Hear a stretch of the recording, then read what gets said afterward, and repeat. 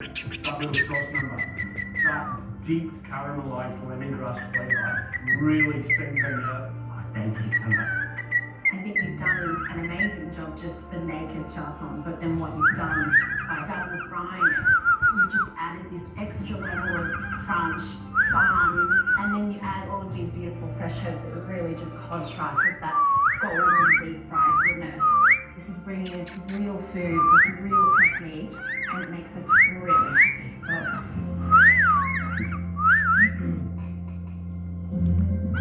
It's the chili's great. You give me the sniffles. Too much chili. No, I'm good. Tommy, that is a belter of an idea. Concept is a 10. Flavor-wise, 11.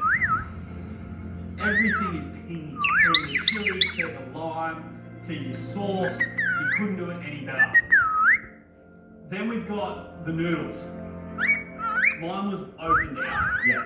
And it's just a bit difficult to eat. But there are so many positives which definitely outweigh the negatives on this one. So, good stuff, man. Thank you very much. Well done, Tommy!